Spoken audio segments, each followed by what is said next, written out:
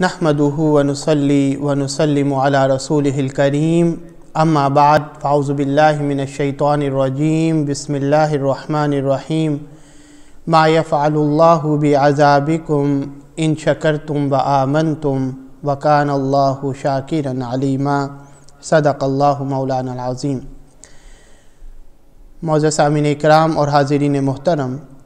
اللہ رب العزت کا شکر ہے کہ جس کی توفیق سے ہمیں آقا علیہ الصلوۃ والسلام کی غلامی نصیب ہوئی اور حضور کی نسبت سے ایمان جیسی نعمت میسر آئی۔ میں نے ایک آیہ کریمہ کی تلاوت کی جس کی روشنی میں ہم رمضان کی رحمت کو سمجھنے کی کوشش کریں گے اور آقا علیہ الصلوۃ والسلام کا جو عطا کردہ میسج ہے، پیغام ہے رمضان کے حوالے سے، اس کو سمجھنے کی کوشش کریں گے۔ اللہ پاک نے ارشاد فرمایا قرآن پاک میں کہ ما یفعل اللہ بعذابکم، اللہ پاک تمہیں عذاب دے کر کیا کرے گا؟ اللہ نہیں چاہتا کہ وہ تمہیں عذاب دے۔ اللہ نے کیا کرنا ہے تمہیں عذاب دے کر؟ ان شکرتم وآمنتم، اگر تم اللہ کا شکر کرتے رہو اور اس پر ایمان لا کے رکھو، اگر تم اللہ کا اپنی زندگی میں شکر کرتے رہو گے اور حالت ایمان میں اپنی زندگی گزارو گے تو اللہ کو کیا ہے کہ اس نے تمہیں عذاب دینا ہے۔ وَكَانَ اللَّهُ شَاكِرًا عَلِيمًا،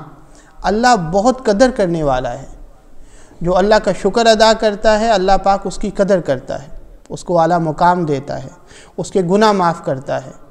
لَإِن شَكَرْتُمْ لَأَزِيدَنَّكُمْ، اللہ اس کو مزید عطا کرتا ہے۔ وَكَانَ اللَّهُ شَاكِرًا عَلِيمًا، اللہ قدر کرنے والا بھی ہے اور جاننے والا بھی ہے کہ کون اللہ پاک کا کتنا شکر ادا کر رہا ہے، کون ایمان کی کس حالت میں اپنی زندگی کو گزار رہا ہے۔ اگر ہم آقا علیہ الصلوۃ والسلام کے فرامین میں ذرا غور کریں،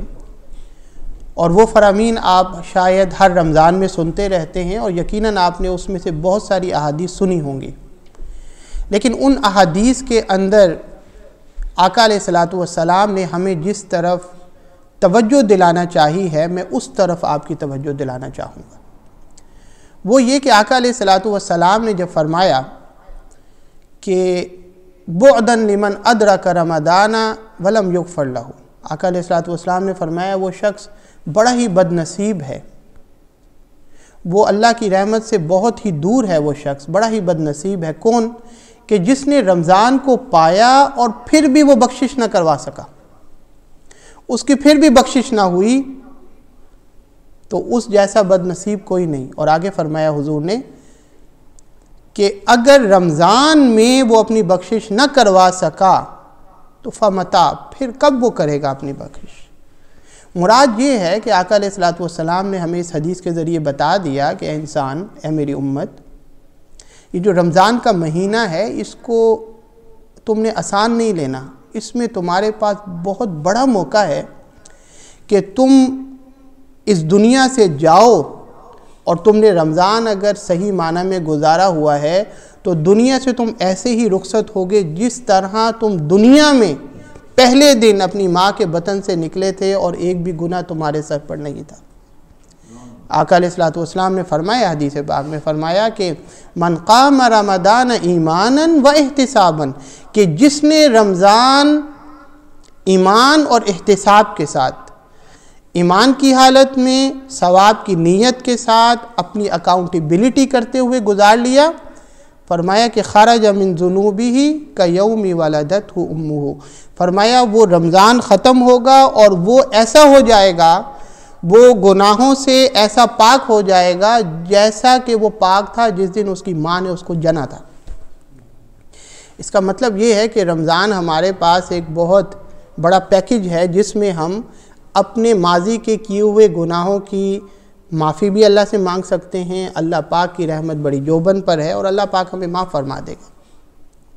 لیکن شرط یہ ہے کہ وہ رمضان ہم ایمان اور احتساب، ایمان کی حالت میں اور اپنی اکاؤنٹیبلٹی کرتے ہوئے، یہ سوچتے ہوئے کہ ماضی میں کیا کیا ہم کرتے رہے ہیں، اس پہ نادم ہو کر اللہ کے حضور اس گناہ پہ معافی مانگ کر اور مستقبل میں وہ گناہ نہ کرنے کا عزم کر کے اللہ پاک سے وعدہ کر کے ہم اس رمضان کو گزاریں۔ اور پھر آقا علیہ الصلوۃ والسلام کو پتہ تھا کہ میری امت میں ایسے لوگ بھی ہوں گے جو روزہ نہیں رکھ سکیں گے، کوئی شوگر کا مریض ہوگا،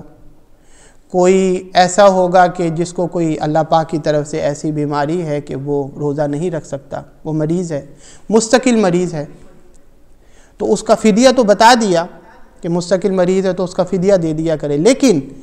آقا علیہ الصلوۃ والسلام نے اس کو بھی محروم نہیں کیا اللہ کی رحمت سے، اور بتا گئے جہاں پہ فرمایا کہ من صام رمضان ایمانا و احتسابا، جہاں فرمایا کہ جو ایمان اور اکاؤنٹیبلٹی کے ساتھ جو روزے رکھے، غفر لہ ما تقدم من ذنبہ، اس کے پچھلے سارے گناہ معاف ہو جائیں گے۔ لیکن آقا علیہ الصلوۃ والسلام نے پھر آگے فرمایا، حضور کو پتہ تھا کہ کچھ لوگ ہوں گے روزے نہیں رکھ سکیں گے، تو ان کے لیے فرمایا من قام رمضان ایمانا و احتسابا غفر لہ ما تقدم من ذنبہ، کہ اگر کوئی روزہ نہ رکھ سکے اس کو بھی خوشخبری سنائی کہ وہ صرف رات کا قیام اگر ایمان اور احتساب کے ساتھ کر لیتا ہے تو اللہ اس کے بھی پچھلے گناہ معاف فرما دیتا ہے۔ تو اس سے ایک مسئلہ تو یہ سمجھ میں آیا جو اکثر لوگ رمضان میں پوچھتے ہیں کہ اگر روزہ نہ رکھنا ہو تو کیا تراویحیں پڑھنا ضروری ہیں،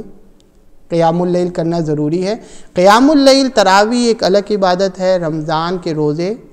وہ الگ عبادت ہے۔ تو اگر کوئی روزے نہیں رکھ پاتا لیکن وہ اتنی استطاعت رکھتا ہے کہ وہ رات کا قیام کرے تو اس کو تراویحیں پڑھنی چاہیے۔ یہ حضور کی خوشخبری ہے کہ رمضان کے روزے تو وہ نہیں رکھ سکا، لیکن حضور نے فرمایا کہ اگر وہ رات کو قیام ہی کر لیتا ہے، وہ صلاۃ التراویح کی صورت میں یا قیام اللیل کی صورت میں، تو اس کے بھی پچھلے گناہ معاف کر دیے جائیں گے۔ ہاں، تراویحیں پڑھ کے آپ روزہ رکھیں تو روزے کا اپنا ثواب اس میں یقینی بات ہے، اس میں اور حسن ہے اور ثواب ہے، لیکن ہاں یہ نہیں ہے کہ اگر کوئی شخص کہے کہ میں نے تو روزہ رکھنا نہیں ہے تو میں تراویحیں کیوں پڑھوں، نہیں، آقا علیہ الصلوۃ والسلام نے اس کو خوشخبری دیا، وہ اس کا فائدہ اٹھائے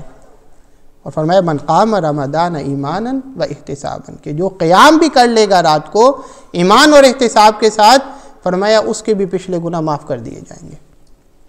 تو یہ پیغام ہے جو آقا علیہ الصلوۃ والسلام نے مختلف احادیث کی صورت میں ہمیں عطا کیا۔ اگر ہم اس پہ غور کریں تو ہمیں یہ سمجھ میں آتی ہے، مطلب کہیں آقا علیہ الصلوۃ والسلام، آپ سوچیں نا کہ حضور بیان کیوں فرما رہے ہیں بار بار کہ دیکھو جب رمضان آئے گا تو یاد رکھنا کہ اللہ پاک جنت کے سارے دروازے کھول دیتا ہے، دوزخ کے سارے دروازے بند کر دیتا ہے۔ یہ ہمیں پیغام ہے، ذرا ہمیں غور کرنا چاہیے۔ حضور مختلف اینگل سے، مختلف زاویوں سے، مختلف انداز سے ہمیں مختلف الفاظ میں پیغام ایک ہی ہے وہ دے رہے ہیں، تاکہ اس اینگل سے سمجھ میں آ جائے میرے امتی کو، اس اینگل سے سمجھ میں آ جائے۔ تو کہیں فرمایا کہ جنت کے دروازے کھلے رہتے ہیں، کہیں فرمایا رمضان میں جو ہے دوزخ کے دروازے بند ہو جاتے ہیں، کہیں فرما دیا کہ تم یہ جو کہتے ہو کہ شیطان ہے وہ پیچھے پڑا رہتا ہے، فرمایا کہ شیاطین کو اللہ پاک زنجیروں میں جکڑ دیتا ہے۔ یہ کیا پیغام ہے؟ یہ ہے کہ تم بس ایک مہینہ لگا لو، کوشش کرو، اپنے نفس کی تربیت کرو، اس کا تزکیہ کرو، تاکہ باقی 11 مہینے جو ہے اس کا اثر اس پہ رہے اور تم گناہوں سے بچے رہو۔ جو سنا ہے اللہ پاک ہمیں اس کو سمجھنے کی، اس پہ عمل کرنے کی توفیق عطا فرمائے۔ وآخر دعوانا ان الحمد للہ رب العالمین۔